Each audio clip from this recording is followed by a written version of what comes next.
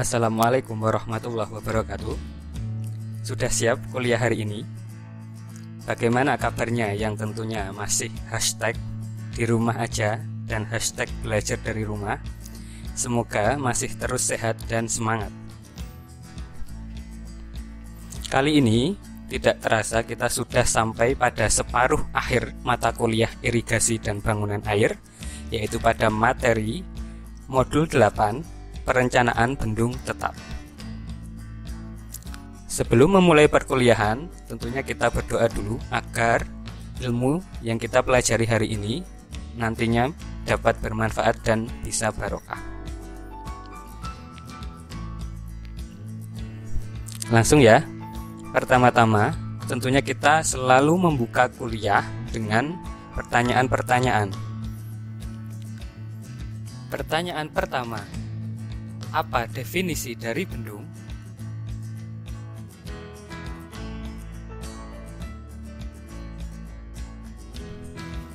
Bendung adalah suatu bangunan yang dibangun melintang sungai untuk meninggikan taraf muka air sungai atau membendung aliran sungai sehingga aliran sungai bisa disadap dan dialirkan secara gravitasi ke daerah yang membutuhkan. Lalu, mengapa dibutuhkan suatu bangunan bendung untuk irigasi?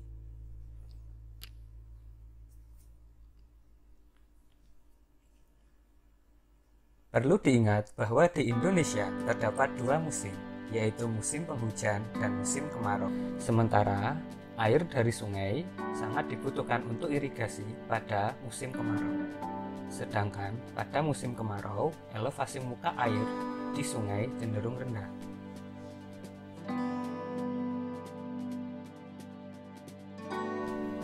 Bisa-bisa bila memakai pengambilan bebas, airnya tidak bisa tersalurkan ke intake secara gravitasi.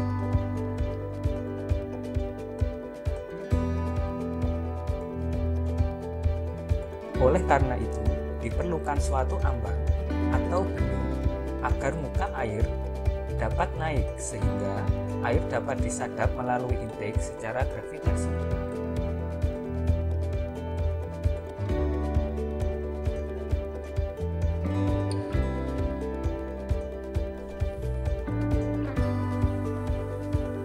Bagaimana kondisi bendung ketika musim hujan?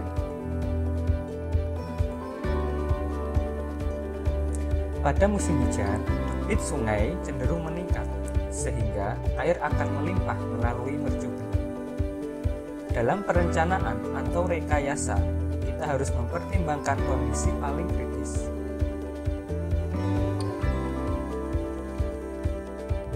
yaitu dengan menghitung ketinggian air di atas pelimpah atau mercu, dengan memakai perhitungan debit rancangan periode ulang yang sesuai dengan standar atau peraturan yang berlaku. Sementara itu, debit air yang mengalir melalui intake dapat diatur dari pengoperasian atau pengaturan pintu air.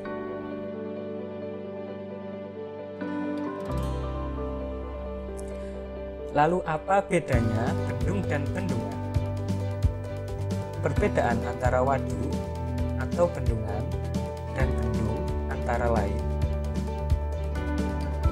Perbedaan yang mendasar adalah bila bendung hanya berfungsi untuk menaikkan muka air, bendungan selain menaikkan muka air juga memiliki fungsi tampungan atau storage, di mana tampungan tersebut bisa dimanfaatkan untuk pemenuhan kebutuhan air yang lebih besar. Kedua, komponen bendung dan bendungan pastinya berbeda. Bila ingin mengetahui lebih lanjut tentang komponen-komponen bendungan, dapat mengambil mata kuliah perancangan waduk. Klasifikasi bendung.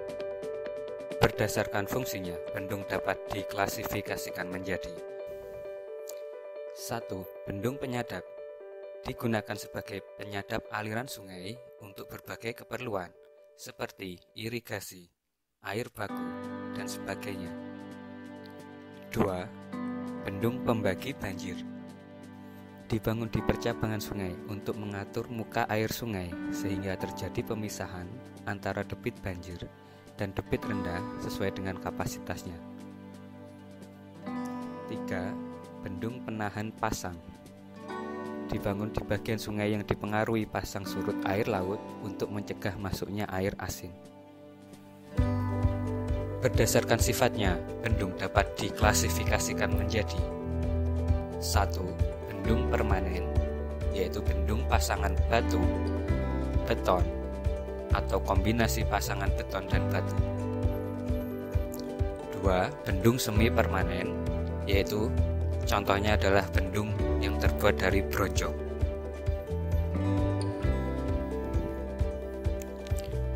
Berdasarkan tipe strukturnya, bendung dapat diklasifikasikan menjadi 1. Bendung tetap, 2.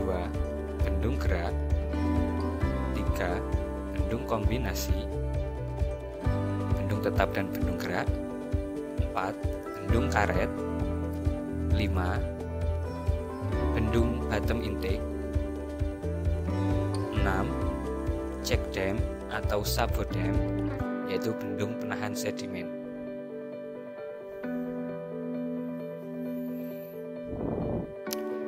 Bendung tetap adalah jenis bendung yang dibuat permanen, yang tinggi bendungnya tidak dapat diubah, sehingga muka air di hulu bendung tidak dapat diatur sesuai dengan yang dikehendaki.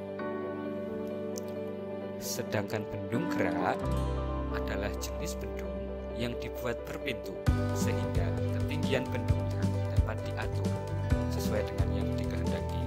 Sedangkan bendung karet adalah bendung yang tubuh bendungnya dapat dikembangkan, biasanya pada musim kemarau untuk menaikkan elevasi muka air, dan dapat dikempiskan pada musim hujan untuk menghindari muka air banjir melimpas tanggul.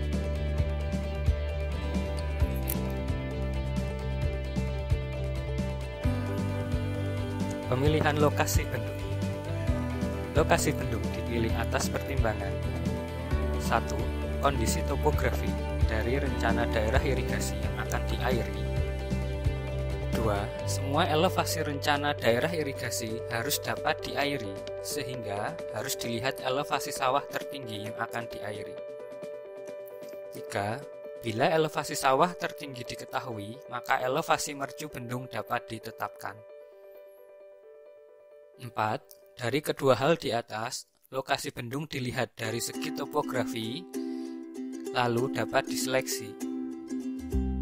5. Ketinggian mercu bendung dari dasar sungai dapat pula direncanakan, sehingga tinggi bendung adalah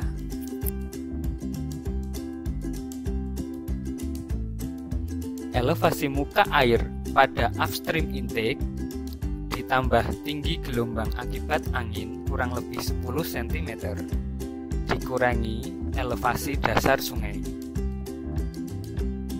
Pada kuliah irigasi dan bangunan air ini, mahasiswa diharapkan mampu merencanakan bangunan utama bendung dengan tinggi maksimal 10 meter dan menghitung stabilitas bendung.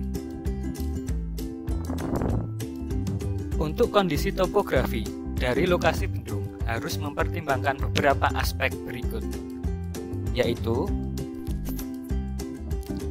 ketinggian bendung tidak terlalu tinggi agar tidak menyulitkan pelaksanaan. Saluran induk terletak di tempat yang baik, misal penggaliannya tidak terlalu dalam dan tanggul tidak terlalu tinggi. Penempatan lokasi intake yang tepat dilihat dari segi hidrolik dan angkutan sedimen, sehingga aliran ke intake tidak mengalami gangguan. Pembangunan bendung harus juga memperhatikan kondisi hidrolik dan morfologi sungai di lokasi bendung. Angkutan sedimen adalah faktor yang harus dipertimbangkan dalam pemilihan lokasi bendung, yang meliputi pola aliran sungai, yaitu dilihat kecepatan dan arah alirannya, kedalaman dan lebar muka air pada waktu banjir sedang dan kecil, tinggi muka air pada debit banjir rencana, dan potensi distribusi angkutan sedimen. Pembangunan bendung juga harus memperhatikan kondisi tanah pondasi. Bendung harus ditempatkan di lokasi di mana tanah pondasi cukup baik sehingga bangunan akan stabil. Beberapa alternatif lokasi dapat dipertimbangkan, kemudian dipilih lokasi terbaik. Selanjutnya dapat dihitung biaya pelaksanaan dan dapat ditentukan cara pelaksanaannya. Data-data yang diperlukan untuk perencanaan bendung antara lain: 1. Data topografi, yaitu untuk menetapkan lokasi bendung. 2. Data geoteknik, untuk menentukan karakteristik pondasi. 3. Data hidrologi, untuk menentukan debit maksimum yang melalui mercu bendung. Untuk data hidrologi, dipelajari lagi materi hidrologi, terutama materi tentang perhitungan debit banjir rancangan. Data morfologi, untuk menentukan konstruksi bendung, dan juga data mekanika tanah.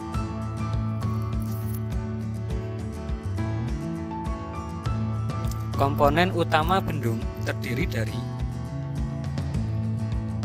1. Tubuh bendung, terdiri dari ambang tetap dan mercu bendung dengan bangunan peredam energinya.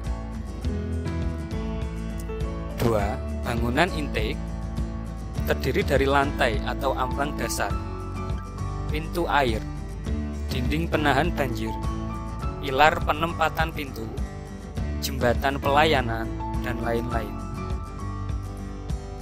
3. Bangunan atau pintu pembilas.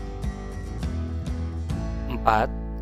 Bangunan pelengkap, terdiri dari tembok pangkal, tembok sayap, pengarah aliran, bangunan penangkap sedimen, tangga penduga muka air, dan lain-lain. Berikut ini adalah contoh gambar bendung dan denah bendung. Pada denah bendung tersebut memperlihatkan komponen-komponen dari bendung. Nomor 1 adalah tubuh bendung. Nomor 2, jembatan pelayanan. Nomor 3, pilar bendung. Nomor 4, peredam energi. Nomor 5, tembok pengarah aliran. Nomor 6, pintu pembilas. Nomor 7, pintu pengambilan.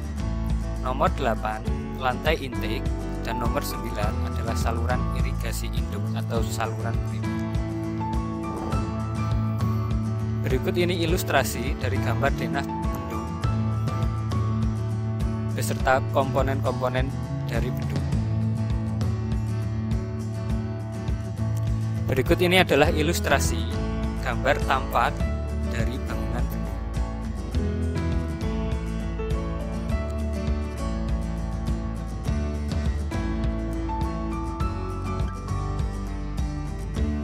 Agar lebih jelas dalam memahami komponen-komponen dari bendung, dapat dilihat dalam video pembelajaran berikut.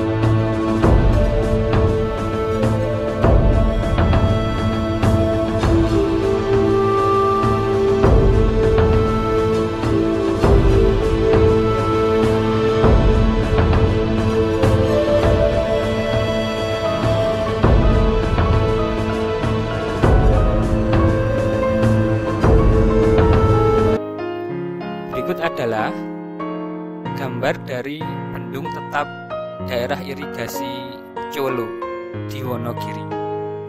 Dan berikut adalah gambar dari bendung Gerak Lingkong Baru atau Rolak Songo di Mojokerto.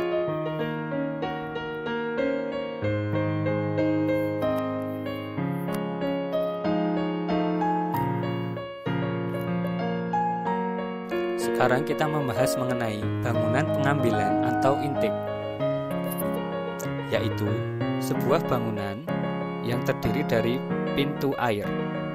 Air irigasi dibelokkan dari sungai melalui bangunan ini. Pertimbangan utama dalam merencanakan sebuah bangunan pengambilan atau intake adalah debit rencana pemberian air dan pengelakan sedimen. Berikut ini adalah ilustrasi dari posisi intake dan tinggi bendung.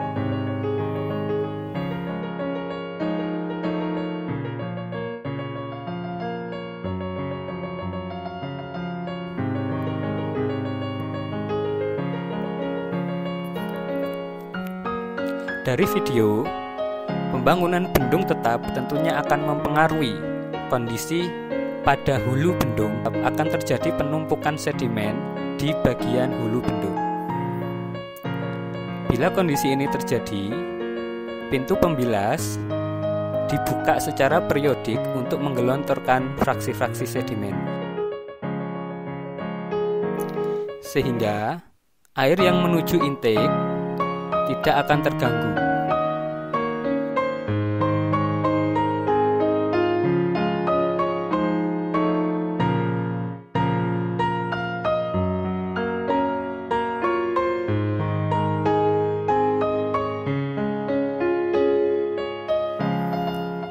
Pintu pembilas.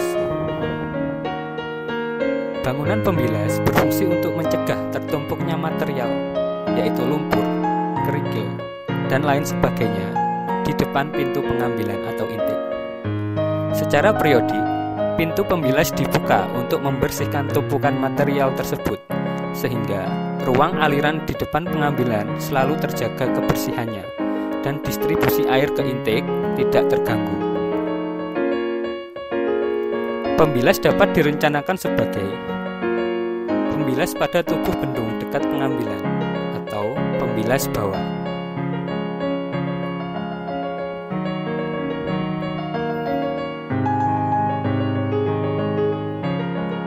Berdasarkan empiris, lebar bangunan pembilas dapat ditentukan sebagai berikut. Lebar bangunan pembilas termasuk tebal pilar sebaiknya diambil antara 1/6 sampai dengan 1/10 dari lebar bendung, yaitu untuk sungai yang lebarnya kurang dari 100 meter. Atau lebar pembilas sebaiknya diambil dari 60% dari lebar total bangunan pengambilan atau intake, termasuk pilar-pilarnya.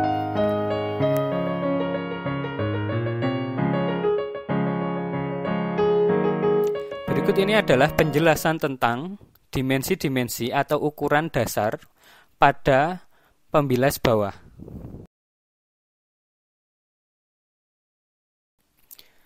Bangunan pengambilan maupun pintu pembilas dilengkapi dengan daun pintu sorong yang dapat dibuat dari bahan kayu atau baja. Untuk pengoperasiannya, dari menutup dan membuka, daun pintu tersebut dilengkapi dengan sistem roda gigi yang dihubungkan dengan stang pengangkat.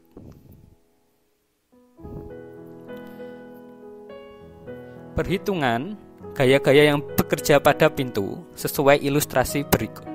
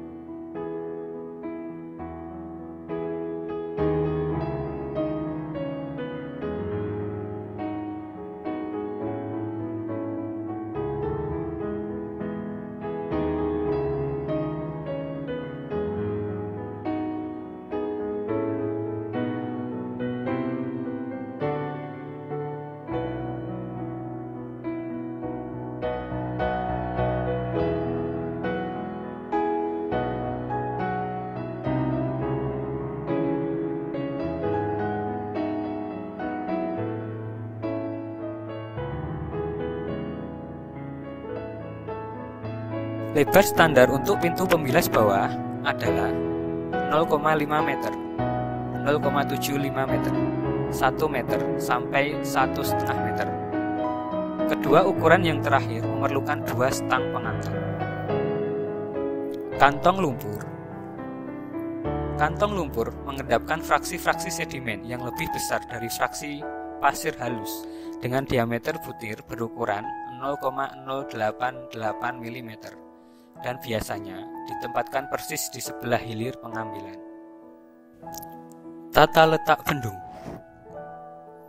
Tubuh bendung diletakkan tegak lurus arah aliran sungai.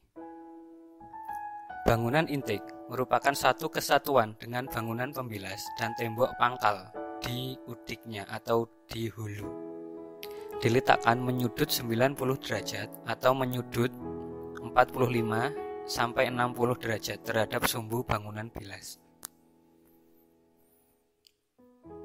Pintu pembilas selalu terletak berdampingan dan satu kesatuan dengan intake dan tembok pangkal di udik bendung yang diletakkan sedemikian rupa sehingga dapat membentuk tikungan luar aliran.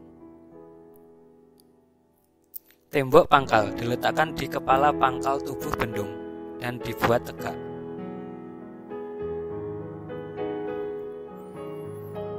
Pengaturan tata letak bendung yang tidak lazim yaitu sumbu bendung tidak tegak lurus aliran,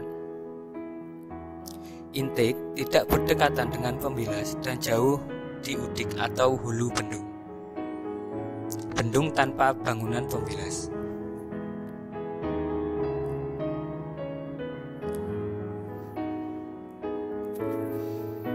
Lebar bendung yaitu jarak antara pangkal-pangkalnya dari abutmen bendung sebaiknya diambil sama dengan lebar rata-rata sungai pada bagian yang stabil. Berikut ini adalah contoh perhitungan penentuan lebar bendung. Sedang lebar efektif mercu bendung atau BE adalah jarak antar pangkal-pangkal bendung dikurangi nilai kontraksi pada pangkal bendung tersebut, di mana dapat dirumuskan BE sama dengan B min 2 kali kurung N kali KP plus KA kurung kali H1, di mana BE adalah lebar efektif bendung, B lebar mercu yang sebenarnya yakni jarak antara pangkal-pangkal bendung, N jumlah pilar, KP koefisien kontraksi pada pilar, KA koefisien kontraksi pada pangkal bendung atau abutmen, H1 tinggi energi di hulu bendung. Nilai KP dan KA sesuai tabel berikut ini. Berikut ini adalah ilustrasi dari lebar efektif bendung dari kriteria perencanaan nomor 2 tentang bangunan utama. Dari gambar ini dapat dilihat bahwa lebar efektif bendung juga dihitung ketika debit banjir melewati atas pintu pembilas atau di sini selebar B3. Kondisi ini tidak umum karena biasanya pintu pembilas direncanakan sebagai pintu pembilas bawah. Oleh karena itu, rumus lebar efektif bendung hanya terpengaruh dari B1 ditambah B2 dikurangi nilai kontraksi pada pilar dan abutmen, sehingga rumus BE dapat disesuaikan sendiri dari jumlah KP dan KA.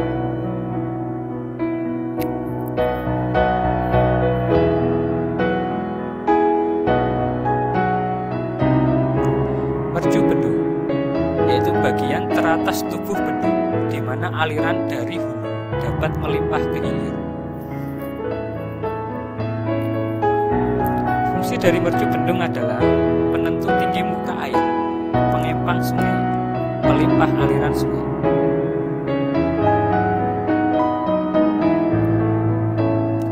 Bentuk mercu pada suatu pelimpah sangat menentukan kemampuannya untuk melewatkan debit banjir dan ketahanannya, terutama terhadap bahaya kavitasi.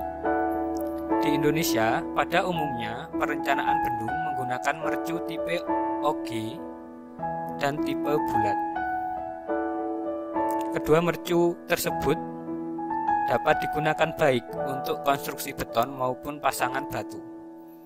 Bentuk mercu bendung tetap yang umum digunakan di Indonesia yaitu mercu bulat dengan satu jari-jari pembulatan, mercu bulat dengan dua jari-jari pembulatan, mercu tipe OG, dan mercu ambang lebar. Pada umumnya digunakan dua tipe ambang untuk bendung tetap yaitu tipe OG dan tipe bulat. Rumus pengaliran untuk debit air yang melewati mercu adalah sebagai berikut. Q sama dengan 2/3 CD akar 2/3 G kali B efektif kali H1 pangkat 1,5, di mana CD adalah koefisien debit perkalian koefisien C0 kali C1 kali C2, H1 tinggi energi di atas mercu, G percepatan gravitasi, B efektif lebar efektif mercu. Berikut ini adalah penurunan rumus dari rumus pengaliran tersebut dihitung menggunakan teori aliran kritis. Debit yang melewati mercu atau Q dihitung dengan rumus V kali A sama dengan kecepatan kritis atau VC kali A. A di sini sama dengan lebar efektif bendung kali H kritis atau HC. Nilai tinggi energi di atas mercu bendung adalah E1 sama dengan HC ditambah VC kuadrat per 2G. Nilai HC sama dengan 2/3 dari E1. Sehingga nilai VC kuadrat per 2G sama dengan 1/3 E1. VC sama dengan akar 2/3 G kali E1 pangkat setengah. Sehingga dimasukkan di rumus Q sama dengan VC kali B efektif kali HC. VC dimasukkan akar 2/3 G kali E1 pangkat setengah akan didapat nilai 2/3 kali B efektif akar 2/3 G kali E1 pangkat 3/2. E1 sama dengan H1 atau tinggi energi di atas mercu bendung.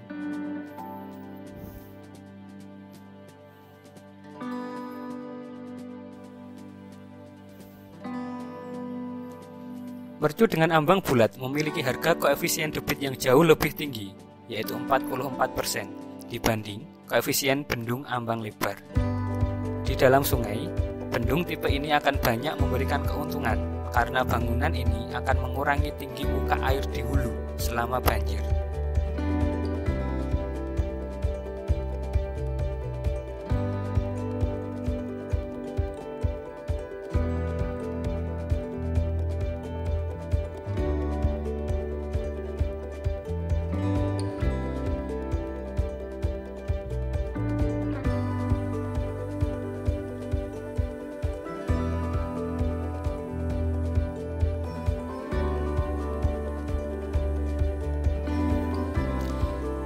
Di dalam mercu bulat, pengaruh kavitasi hampir tidak ada atau tidak begitu besar.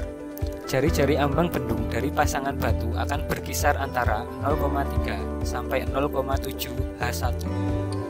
Dan untuk ambang bendung beton dari 0,1 sampai 0,7 H1. Berikut adalah grafik untuk koefisien C0, C1, C2 dari ambang mercu bulan.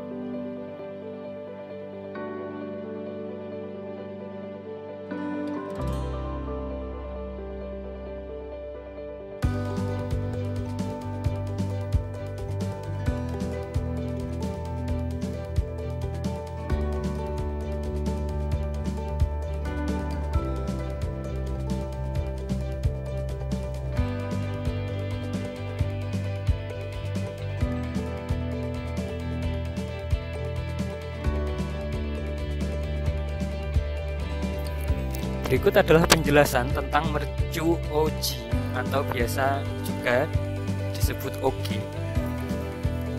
Mercu OG. Tipe mercu ini pertama kali diperkenalkan oleh US Army Corps of Engineers. Pembentukan mercunya didasarkan pada persamaan berikut, yaitu Xn sama dengan K kali HD pangkat N-1 kali Y. Sementara X dan Y adalah koordinat permukaan hilir. HD sama dengan tinggi muka air di atas mercu. K dan N adalah parameter yang tergantung dari kemiringan bidang hulu.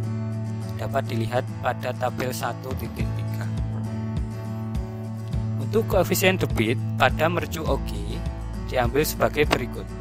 C0 adalah konstanta senilai 1,3.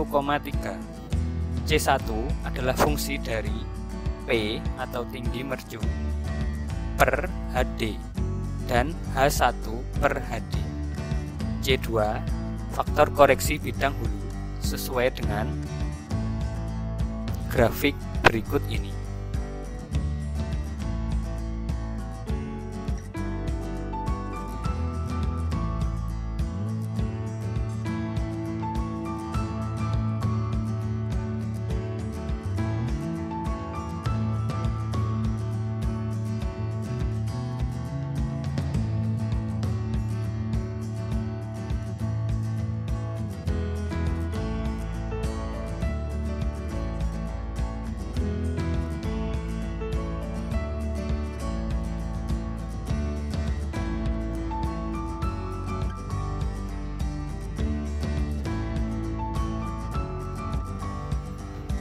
Berikut adalah contoh dari gambar denah bendung.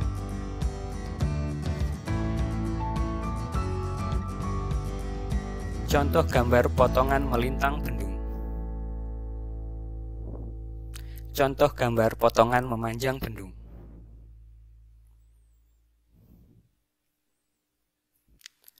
Sekian untuk materi bendung. Selamat belajar.